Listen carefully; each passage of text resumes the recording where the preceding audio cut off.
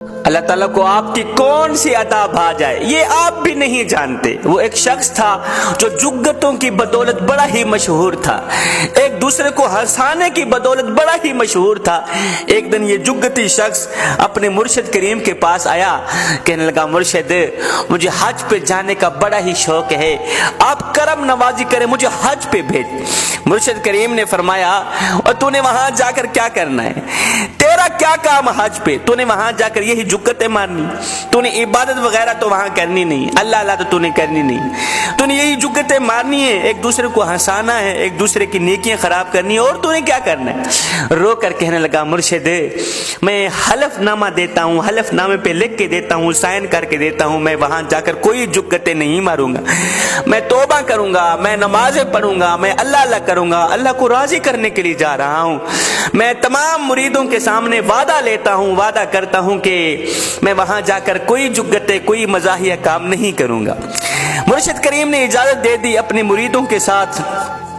اس جگتی شخص کو حج کرنے پہ بھیج دیا۔ یہ حج کرنے کو چلا گیا، وہاں جا کر گڑ گڑا کر رویا، توبہ کی، نمازیں پڑھتا رہا، اللہ اللہ کرتا رہا، عبادت پہ زور دیا کیونکہ مرشد سے وعدہ بھی تو لیا ہوا تھا۔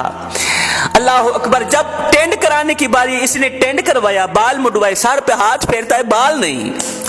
سر پہ ہاتھ پھیرتا ہے بال نہیں تھا تو جگتی۔ خیر واپسی خچر کے اوپر گھر کی طرف آ رہا تھا حج کرنے کے بعد، سر منڈا ہوا ہے، ٹینڈ کرایا ہوا ہے، سر پہ بال نہیں ہے، خچر کے اوپر کھوتے کے اوپر سوار ہے، گھر کی طرف آ رہا ہے، اللہ سے راز و نیاز کی باتیں ہو رہی ہیں، واپسی کی طرف آ رہا ہے، اللہ سے راز و نیاز کی باتیں کر رہا ہے۔ عرض کہ میرے مالک، میرے محلے میں، میرے علاقے میں اگر کوئی چور چوری کر لے، کوئی چور پکڑا جائے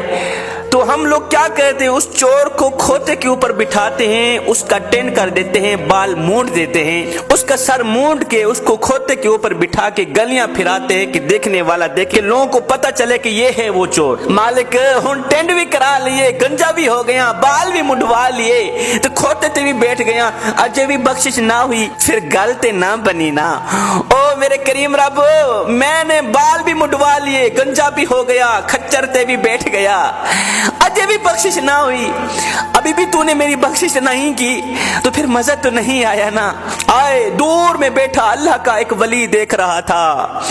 اللہ کا ولی دیکھ رہا تھا، ساتھ میں بیٹھنے والے شخص سے پوچھا یہ شخص کون آ رہا ہے، اس نے کہا یہ جگتوں میں بڑا ہی مشہور ہے۔ کہا چپ چپ چپ خاموش ہو جا، وہ تو اس وقت وہاں ہے جہاں ہم بھی نہیں، وہ تو اس وقت وہاں ہے جہاں ہم بھی نہیں۔ ہائے جس مقام تک 40 سال کی مسلسل عبادت مجھے نہ پہنچا سکی، وہاں اس کا ایک ہی جملہ پہنچا گیا کہ مالک ہن ٹینڈ بھی کرا لیے،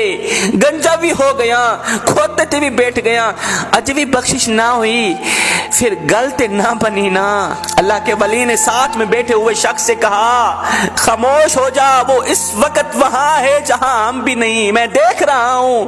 وہ اللہ سے مانگتا چلا جا رہا ہے، اللہ اسے دیتا چلا جا رہا ہے، وہ اللہ سے بخشش مانگ رہا ہے، اللہ اسے بخش رہا ہے۔ جوانو، اللہ تعالیٰ کو آپ کی کب اور کون سی عطا بھا جائے یہ آپ بھی نہیں جانتے، اس لیے ہر وقت ہر گھڑی اس سے مانگے، اپنی زبان سے، اپنے انداز سے، کیونکہ وہ سب زبانیں سمجھتا ہے، وہ سب انداز سمجھتا ہے، وہ سب زبانیں جانتا ہے، وہ سب انداز جانتا ہے۔